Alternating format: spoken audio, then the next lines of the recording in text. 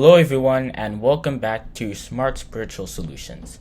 In this channel, we use the Bible to solve everyday problems and improve our overall lifestyle. Today, I would like to talk about wrath and specifically how we can avoid having this issue. So first, what is wrath? Well, wrath is defined as extreme or long-lasting anger, and it's a big problem that plagues our current world. The main problem with wrath is that it sort of clouds our judgment and makes us do things that we wouldn't really usually do. And sometimes we may even regret our choices in the end. And Job said it wonderfully in Job chapter 5 verse 2, where he said, "For wrath killeth the foolish man, and envy slayeth the silly one."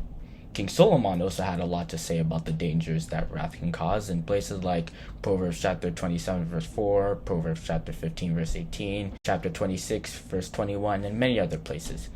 However, if we really want to know what God can do to people who have wrath and take action based on it, the best example we can use is the story of King Uzziah in 2 Chronicles chapter 26 verses 16 to 21. Because if we read the story, we can see how once the chief priest and 80 other priests told him about what he did wrong, instead of heeding their advice, he got angry with them. And for this reason, God made King Uzziah leprous for the rest of his life. Another example of somebody who had wrath was another king, which was King Asa. Because if we read 2 Chronicles chapter 16 verses 1 to 13, we can see that when Hananiah the seer was sent to King Asa, and King Asa heard the message, he got mad and threw the seer in prison instead of actually listening to the message that he was giving. So, as we can see, wrath can make us make bad decisions that we wouldn't usually make, but if we are facing this problem, how can we exactly overcome it? Well, I'm going to give a few steps as to how we can overcome this issue. So first, we should start by acknowledging that the fact that our wrath is a problem, because what this does is that it lets God know that you are open to Him for Him to help you solve the problem by being humble about it. This was precisely what God wanted the Israelites to do in Jeremiah chapter 3 verse 13. As we know, if we don't acknowledge that wrath is a problem for us, it would be impossible to fix it. So before we do anything else, we should at least acknowledge that our wrath that we have is an issue so that God can help us fix it. Then, another thing I think we should do if wrath is an issue to us is to talk to God about it. This is because the Bible teaches us that if we have a problem that we are dealing with, God can fix it for us no matter what the problem is. What happened to King Hezekiah in 2 Chronicles chapter 32 is a great example of this. If we read the account, we can see that King Sennacherib and his large army were about to invade the place that King Hezekiah was ruling, and instead of King Hezekiah going to whatever gods were there at the time, he prayed to God for him to be rescued from this harsh situation because he knew that God had the power to do anything he so desires.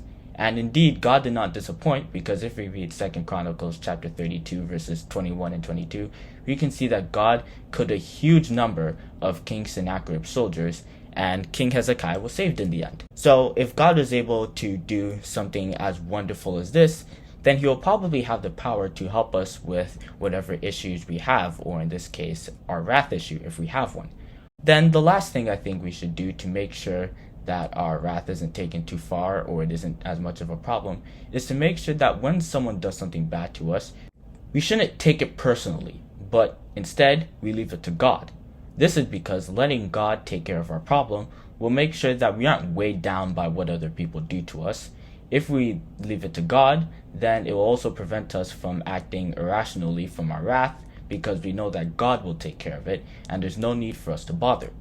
As St. Paul said in Romans chapter 12 verse 19, "Dearly beloved, avenge not yourselves, but rather give place unto wrath, for it is written, Vengeance is mine, I will repay, saith the Lord." It was also said in Proverbs chapter 20 verse 22, "Say not thou, I will recompense evil, but wait on the Lord, and he shall save thee." Lastly, I would like to conclude with what St. Paul said in Ephesians chapter 4 verse 26, because I think it is very important advice for us Christians. He said, "Be ye angry, and sin not. Let not the sun go down upon your wrath." So, if we have problems with wrath, these are some steps that I think can help us. Anyway, this is where I'm going to stop on this video about what we should do if we have any problems with wrath, or if wrath is an issue for us. If you enjoyed this video, I would greatly appreciate if you were to hit the subscribe button, because it really helps out our channel, and also to click the notification bell so you know when we post next. Have a good day, and we'll see you in the next video.